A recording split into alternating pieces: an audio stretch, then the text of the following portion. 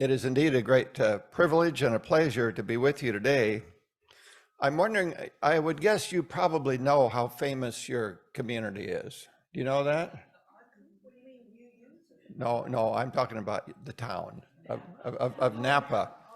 You perhaps you know that if you were to ask people in Iowa, South Dakota, Pennsylvania, whatever, to list towns in California that they've heard of, I would think Napa would have to be toward the top of them, because we know of Napa Valley.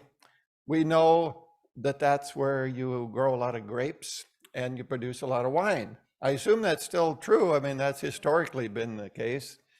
And so it's quite an honor for me to be with such famous people in a famous town. Okay. Anyway, it's a real pleasure to be here. I've had the privilege, as Maggie said, of speaking in more than 250 UU churches. That's over the last 20 years. Anyway, I love UU churches, and it's just wonderful to be with you today. When I served the United Methodist Church in Dallas Center, Iowa, I became acquainted with the UU minister in Des Moines. And when she realized that I believed in Universalism, she invited me to attend a special service that their church is going to be having. It's going to be in the small town of Mitchellville, which is just a few miles east of Des Moines. And it was going to be at a church that originally housed a Universalist congregation. There's not a congregation there anymore, but they had the tradition of having one service out at that church each summer as a way of celebrating their Universalist heritage. So I was happy to accept her invitation to join them for that service. And I'll always remember, as I walked up the walk in front of that church, over the door it read, Universalist Church. And I thought, I have arrived at home. Universalism has been really important to me for a long time. I can't explain why, but it just has sort of developed over the years. And finally, I wrote a book on the subject. And 20 years ago, Darlene and I Darlene quit her job and I took a leave from the ministry. And we spent 3 years rather, on the road full-time, living in our travel trailer and speaking at churches around the country. And then since then, I went back to the parish ministry, but since then, we've been on the road about half time speaking on Universalism. So it's a special honor and privilege to be able to do that, to speak at churches around the country. Today, I'm going to be speaking on the history and the significance of the teaching of Universalism. It is sometimes referred to as universal salvation. So I'd like to offer a definition of salvation that's probably different from what you've heard from other sources. You're probably aware that at least among conservative Christians, their definition of salvation would be to accept Jesus as your personal savior so you can go to heaven when you die. Now, apparently that definition works for a lot of people, but to me, it's not a very adequate understanding of salvation because it doesn't necessarily involve any change or growth. So a definition I've come up with that works for me is that salvation is to learn and grow either with or without divine influence so as to experience fullness of life in this life and beyond. And if you don't believe in the divine, or if you don't believe in life after death, you can just leave those parts off the definition.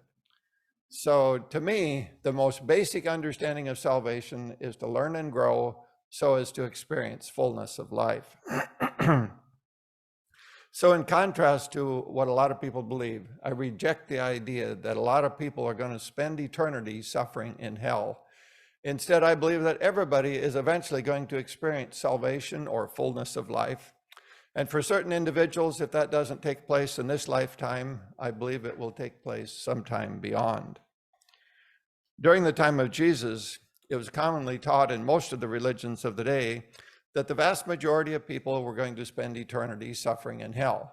Now, it's easy to understand how they came up with that conclusion, and that is because in many cases, they believed they were going to make it, but everybody else wasn't. You see, just by definition, most people are going to go to hell if only your own group is going to make it, but nobody else is going to. Anyway, It was commonly taught in most of the religions of the day at the time of Jesus that the vast majority of people would spend eternity suffering in hell.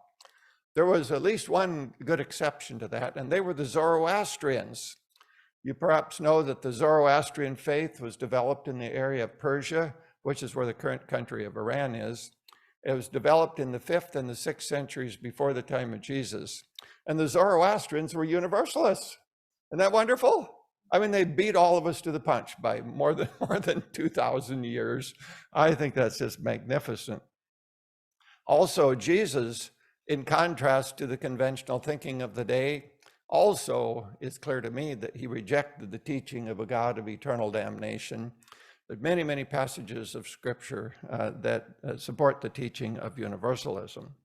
In the environment, though, where the conventional thinking was that a lot of people would spend eternity suffering in hell, it was sometimes difficult to convince people otherwise. And so there were some people who were converted to Christianity, but they weren't fully converted. They professed to be followers of Jesus, but at the same time, they continued to believe in the endless suffering of many people beyond death. But a lot of people, a lot of the early Christians did believe in universalism. In fact, of course, we can't go back and poll them, but my reading of church history tells me that the majority and probably the vast majority of the early Christians did believe in universalism. Clement and Origen of Alexandria were two prominent leaders in the early church, and they taught universalism. Others included Gregory of Nyssa, Ambrose, Bishop of Milan, and many, many others as well. As I said, there were some people who weren't fully converted to Christianity. The theologian Tertullian was one example of that. He became a Christian at age 40, and he held on to the belief of endless suffering of many people beyond death. In fact, he so relished the idea of other people, of course, it's other people, not himself. He relished the idea of other people suffering in hell, and he so relished that he said he believed that one of the best things about heaven would be the superb view of the damned frying in hell. Isn't that just completely absurd? How can anybody think that, let alone say it? But he did. And but anyway, it's just astonishing that a person who professed to be a follower of Jesus, a follower of the one who taught so much about love and peace and forgiveness and grace and mercy and so on, could so relish the idea of so many people suffering in excruciating torment in hell forever. The theologian Augustine was another example of a person who wasn't fully converted to Christianity. He became a Christian at age 32 and held on to the belief of endless suffering of many people beyond death. But Augustine was a pretty decent theologian in many respects. Therefore, it's not surprising let me say this first. Augustine lived in the latter part of the 4th century and into the 5th century. And so it's not surprising because of his influence in the church, the idea of universalism started to become quite a controversy by the 6th century. So in order to resolve this controversy, the Roman Emperor Justinian called a church meeting. It was the fifth ecumenical council in the year 553. And now, does it seem a little strange to you that a Roman emperor would call a church meeting? Well, it makes perfect sense when you think about the fact that emperors like to control people, right? I mean, that's a given. Emperors like to control people. And they had learned that threatening people with eternal damnation was a foolproof means of controlling them. Now, I have a feeling that sounds familiar to you. I assume there's some churches around here, just like in other parts of the country, that believe in eternal damnation, and they seek to control their members and others by threatening them with eternal damnation. But the problem is, they were having trouble controlling those free-spirited universalists back then. So the emperor allied himself with the hellraisers of the day, the people who advocated the teaching of unending suffering of many people beyond death. And together they pushed through a resolution which abolished the teaching of universalism. Now, that was in the year 553. Now, with all of the power of the church and the state against the teaching, it's not surprising that it died out after that, largely died out. And that lasted for a long time, really about 1,000 years. There were still a few people who believed it, but it was relatively few who believed in universalism. However, you can't suppress the truth indefinitely, right? Eventually it'll start bubbling up someplace. And that's what happened about 300 years ago. It really started more than 300 years ago, but about 300 years ago, it started to become a strong movement once again. John Wesley, who was a primary organizer and leader of the Methodist movement back in 18th century England, had a close association with a group of Christians called the Moravians. Now, the Moravians were Universalists. What a wonderful deal, right? But Wesley, even though he liked them a lot and he associated with them and he hung out with them, he didn't agree with them. He argued strenuously against this idea of universalism. But he continued his association with the Moravians for most of his life, and really starting in maybe when he was 25 or 30 years old for the rest of his life. It seems that they eventually wore him down because Wesley too came to believe in universalism late in his life. Now, I love to tell United Methodists that Wesley eventually came to believe in universalism. That is because in the United Methodist Church, the most conservative people are the ones who are most likely to reject the teaching of universalism. At the same time, they can often be heard to say, let's go back and reestablish the teachings of John Wesley. And I say, yeah, let's do that. After all, he eventually came to believe in universalism. The American colonies proved to be a particularly fertile ground for the spread of the teaching of universalism. George de Benneville came over from France in 1741. He was a physician, and he did quite a bit to spread the teaching of universalism throughout eastern Pennsylvania and New Jersey and in Maryland. John Murray came over from England in 1770, and he worked closely with the Quakers and the Baptists in spreading the teaching of universalism throughout the American colonies. And it was under Murray's leadership that the Universalist Church in America was organized. One of the unique things about this Universalist Church is that they were the first denomination to ordain a woman. When they ordained Olympia Brown in 1863. Now, sadly, there are still churches today who don't ordain women, astonishingly enough. And so we United Methodists started ordaining women in 1956. In fact, I knew one of the people who was in that original group of ordinands, Nancy Nichols from Iowa, a wonderful lady. But anyway, I felt really good about the fact that we started ordaining women in 1956.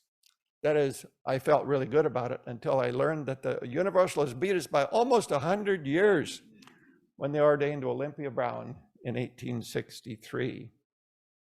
Hosea Ballou was the most common leader and theologian in his lifetime. When he died in 1852, the Universalist Church had about 800,000 members. So it was a strong movement, to be sure.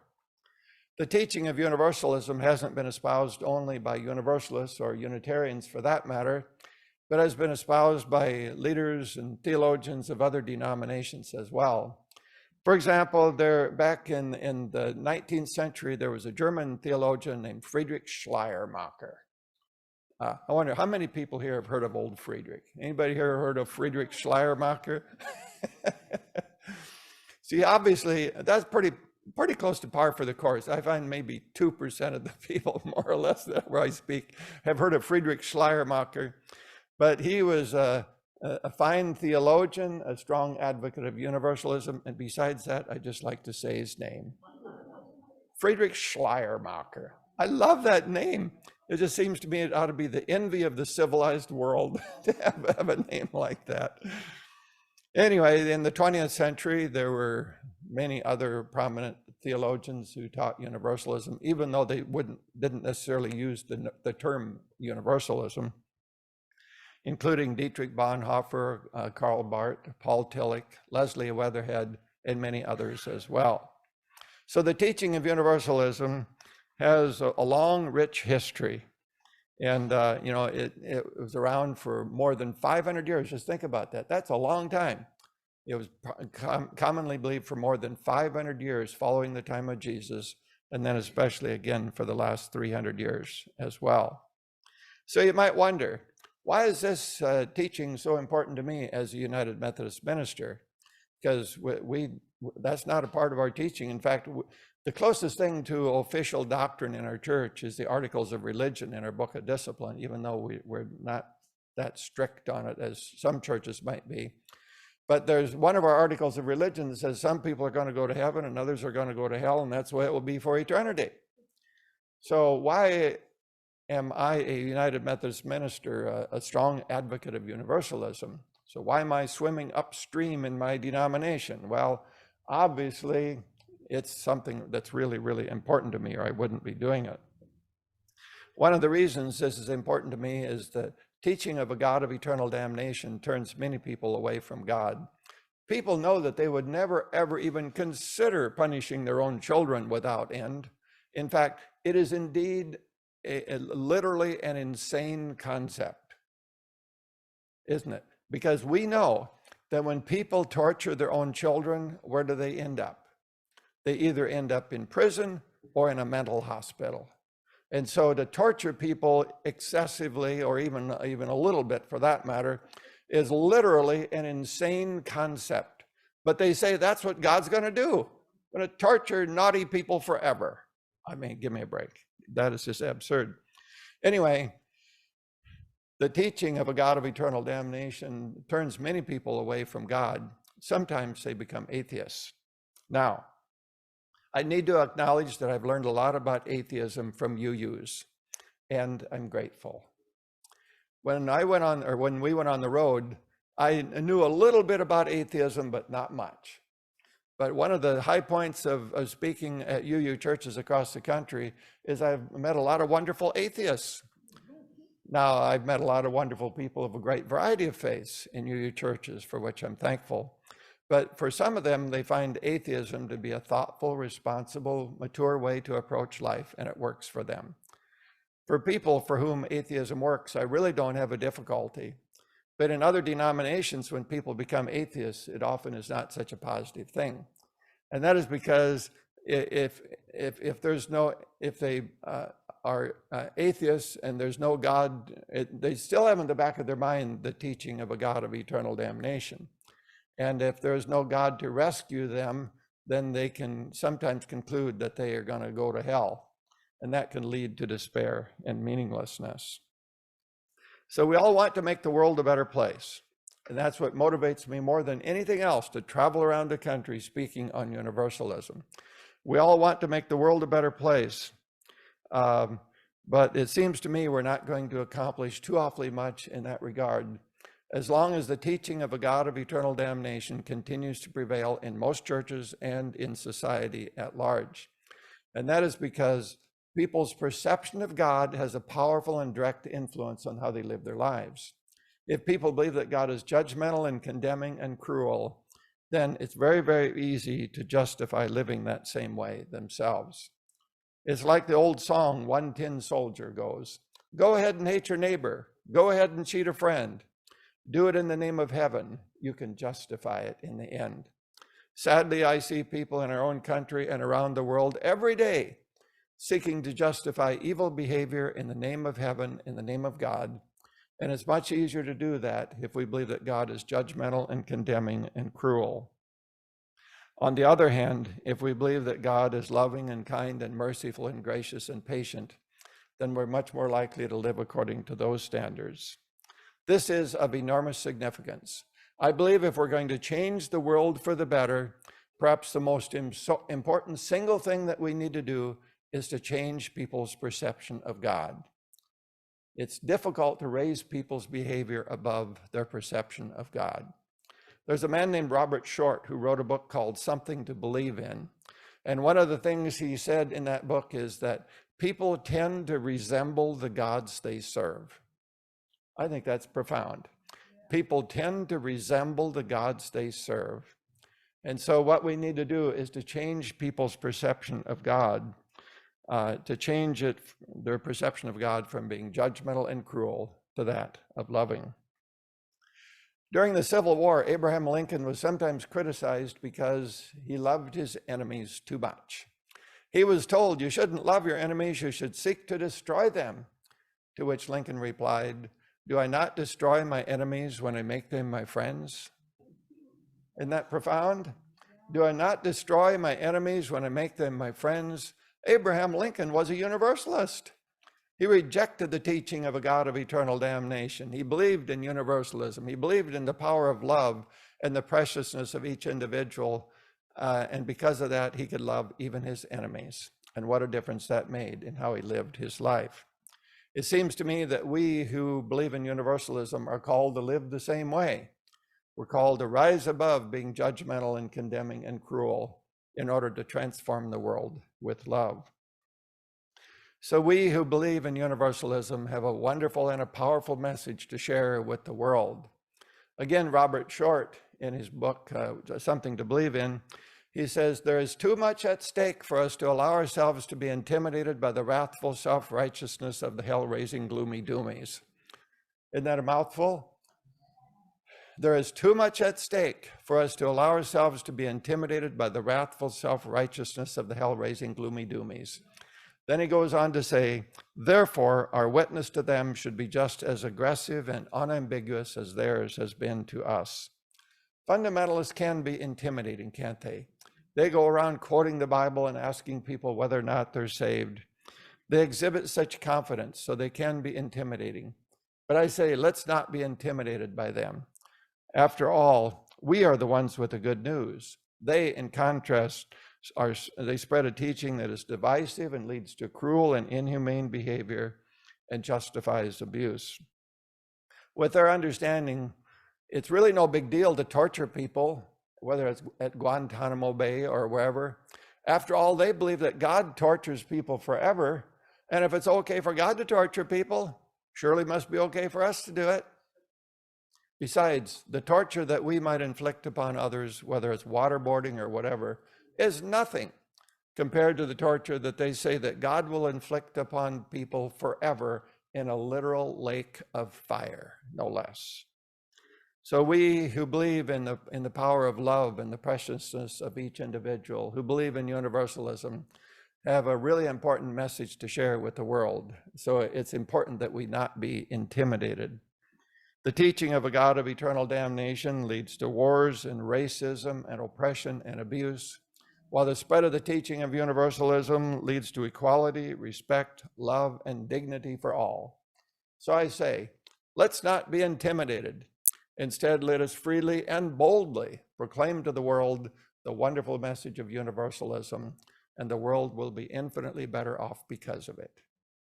Amen.